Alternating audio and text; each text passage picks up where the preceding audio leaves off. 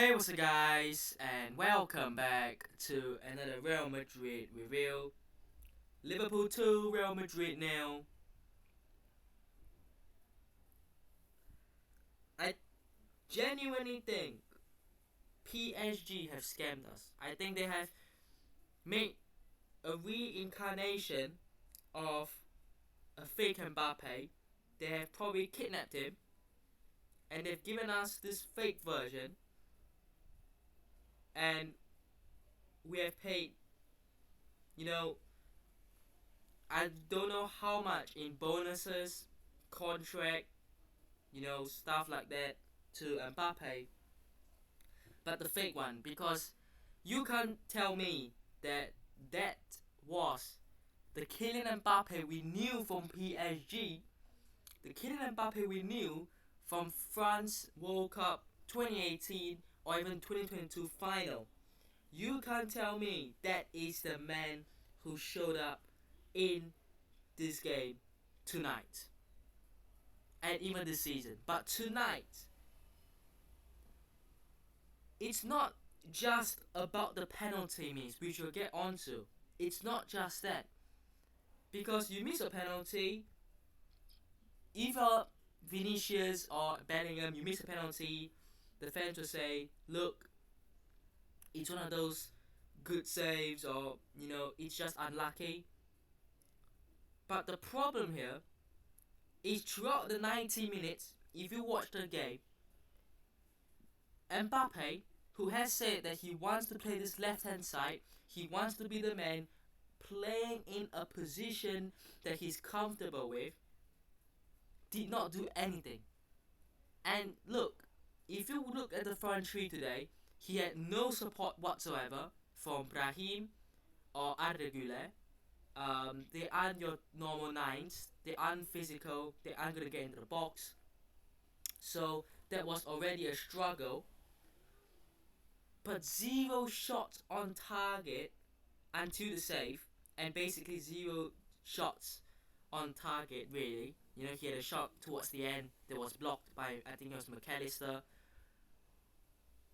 But we know Mbappe as a player who can individually create, individually score, individually have moments.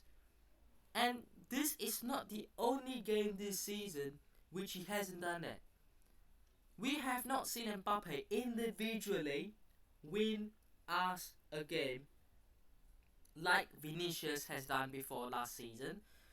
Sometimes when the team just isn't playing well, when things aren't going well, when the times are tough, just to have that player who is just able to take things on his own and win you or draw you a game, get you something. Mbappe hasn't shown it this season. Not a single game have I watched and said Mbappe won us the game today. And that has been the sad truth. And the amount of time he had the ball, he ran at Bradley, well he tackled, defended against Mbappe, or he made a horrendous pass which led to the first goal, sloppily gave it away,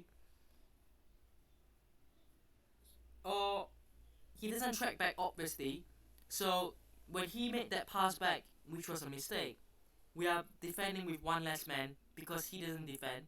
And if you watch Liverpool, they have everyone back. Everyone's back.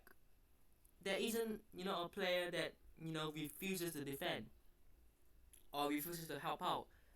But Mbappe, he wants to play as high as he can on the counter, isn't it? If he has the ball, run on the counter. But when he had that opportunity on the counter, he blew it.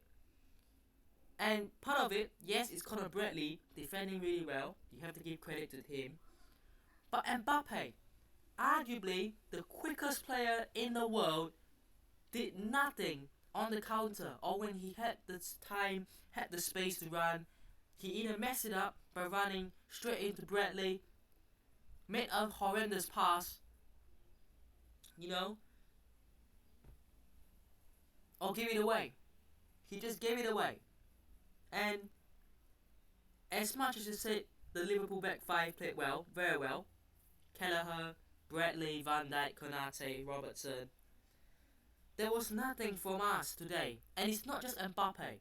I'm talking Brahim, I'm talking Arda Güler, I'm talking Bellingham. And to be fair, Bellingham is one of a few players, once again, that can leave that pitch, leave Anfield, leave Liverpool tonight with his head held high. Because I thought he was one of the only players putting in the work, putting in the shift. There wasn't many. There wasn't many players who played well tonight. And I thought Bellingham was one of a few, and we'll get on to that later on. But the attack was there. There wasn't anything to go with on the bench. Endrick came on late, but it wasn't going to give you anything anyways. So you had to rely on Brahim, Arda Güler, and Mbappe. And we have been disappointed. We have been let down by the attack, and particularly Mbappe, because he is the best player in the world, as so we are supposed to believe. Well, Liverpool played very, very well. Conor Bradley did really, really well against Mbappe. The first goal, look, as I said, Mbappe gives the ball away. Liverpool work it around. Nice 1-2 between McAllister and Bradley. It's a finish that I thought Raul Asensio, who is another player who should leave Liverpool with his head held high. But he should have done better for that first goal. Get a tackle, get the block in. Didn't. Courtois as well, I thought played very well. Of course he conceded 2, but we could have conceded 4, 5, or even more. So yeah, the first goal was well worked.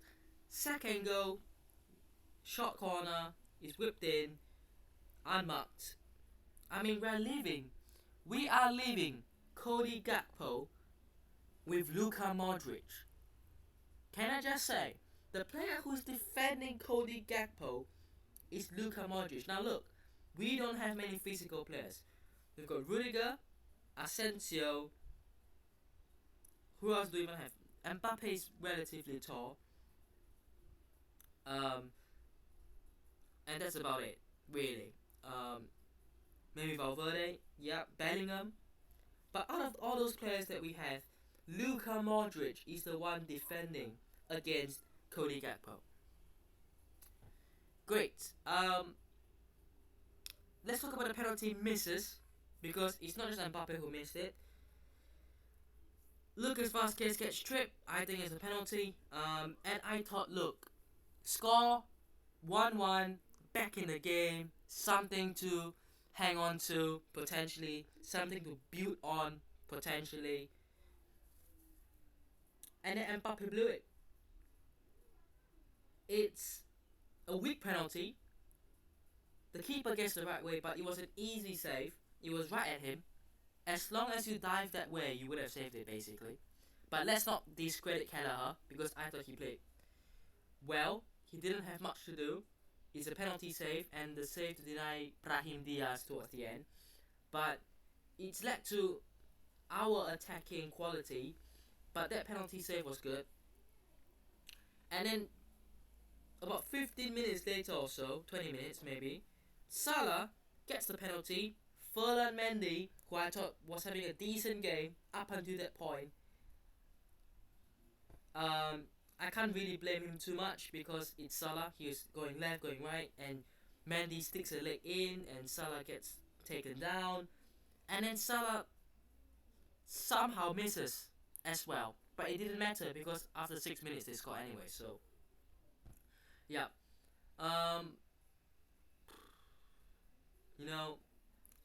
let me just look at the starting 11. Any players? Let's just go through the whole team, really. Courtois, I thought he was pretty alright. Made some very, very big saves. Fede Valverde, I thought he played well the first half. handled Luis Diaz well. Got their right hand set well. Towards the end, Lucas Vazquez came on. Valverde moved into midfield. Raul Asensio and Rudiger, they can leave with their head held high. I didn't see anything that I thought was their fault. Maybe that second goal, to be fair, maybe the first goal Rudiger could have done better. Certainly, I would say Asensio could have done better. The second goal, look, it's just poor from the set piece to put Luka Modric on Cody Gakpo. But Rudiger was probably with Van Dijk. Raul Asensio might have been with another player, maybe Konate, maybe another one of those taller players in there. Mendy was okay until he gave the penalty away. They missed, but he got subbed off right after that. So, yeah, I thought Fran Garcia came on, looked better, which was a surprise. Camavinga actually played well, won the ball back, won a lot of duels, came off injured, great, ended the injury.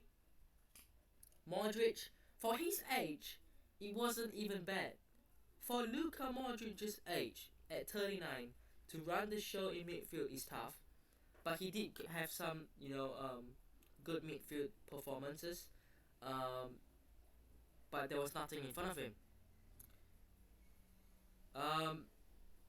Bellingham, look, not a lot again going forward, but winning the ball with Bellingham, he's gonna play with passion, he's gonna play with determination, he's gonna want to win every ball back, and that's what you have with Jude Bellingham. And in the front three, Arda Güler, look, cut him some slack. This guy is a young kid, he's been thrown into the deep end to play Liverpool. I'm seeing a lot of hate for Arda Güler, which I have no idea why. I have no idea why he's getting so much hate and abuse. He's a young kid who should not be starting such big games. He should be coming on, getting some minutes for sure, but starting is tough. And then Brahim Diaz, nothing again. The problem is when Brahim or Arda Güler or Mbappé have the ball, there's no one in the midfield to cross it to. In the box, of course. Yeah. And then Mbappé, the worst player on the pitch for me. I don't want to say it because I have been a big fan of Mbappé, and I didn't want Mbappé at Real Madrid because of the past. Turning down Real Madrid to get a new contract from PSG. Things like that. But when he signed, I thought, okay, maybe he has changed. Maybe he has decided he wants to play for the best team in the world. Okay, cool. Now, football comes into it, the footballing side, and he has disappointed. And it's not the first time we've said it, but we've always backed him. We've always said, give him time. Give him time to adapt. Okay, he plays on his favorite left side.